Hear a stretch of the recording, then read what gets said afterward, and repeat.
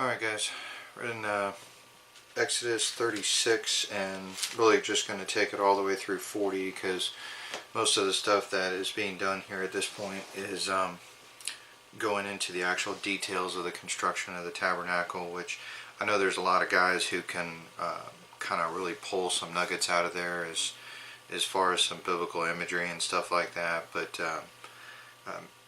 you know, I'm not that deep.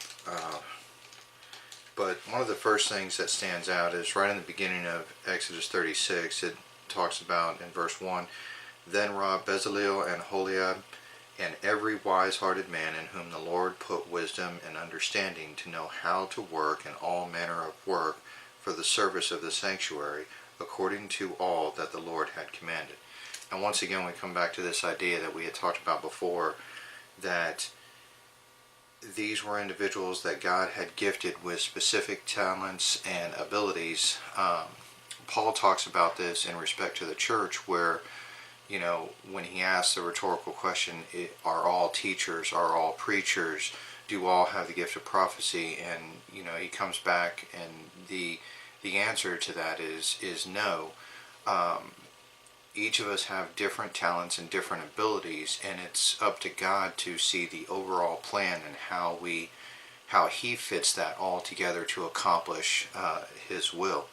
So in this case here, you have a couple of guys who are good carpenters, you have guys who are good at you know, just different kinds of construction and stuff like that, and he uses their abilities, which he gifted them with, you know, just kind of secular abilities, so to speak. He uses these abilities for his will, and together all of them with their individual abilities are brought together to build this tabernacle and to worship and to basically start this whole Judaic system.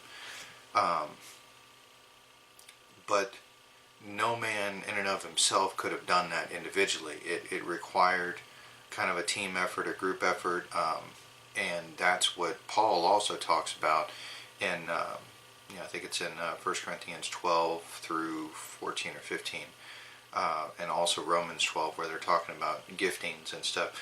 But basically it's about, you know, all of these people coming together and being made up. You know, they make up different parts of the body, and, you know, some guys are a hand, and some guys are a leg, and some guys are an eye, and some guys are an ear.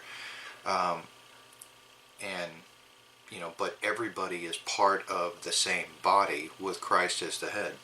So that was something that had stood out. And then at the end of the chapter, you know, they go through, they do the all the construction on the tabernacle and stuff, and then at the end of the book, rather, the last chapter, Exodus 40, it talks about how once everything was built and the sacrifices were established and all that, that same cloud that provided shade during the day and the pillar of fire by night came down and rested on the tabernacle. And basically what happened is when the cloud came down, you know, which was representative of the Holy Spirit, when it came down and it dwelled with them, they didn't do any moving, they didn't go anywhere, they didn't do stuff. But when it left from them, they packed everything up and they got on the move and they went about wherever it was that they were going to go. The point being is that, once again, going back to Romans, I think it's Romans 8:1, Paul talks about how we walk in the Spirit, and the same thing here in Exodus, you know, where the Spirit led, they followed.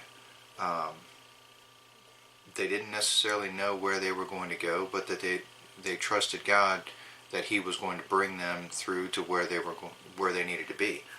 So that was something that kind of stood out to me. And when the Spirit rested, they waited. And I think that's important too, because sometimes we feel like we are always having to be on the move. I know that that I get that way. I get restless when I'm still. But you know, there are times when the psalmist says, you know, to wait on the Lord, and that's happening here as well. When the Spirit came down and it dwelled on the tabernacle and wasn't going anywhere, then they didn't go anywhere either. And when the Spirit went up and started on, on its way, then they were to follow. And I just think that there's a lot of stuff in here that we can take from our day-to-day lives and apply as well. So a couple things I wanted to share with you there. Haven't decided yet whether or not I'm going to go on to Leviticus tomorrow, which is the next book, or whether or not I'm going to do a New Testament book. So I'll think about that today and tonight and stuff and pray about it, and we'll see you tomorrow. All right, God bless.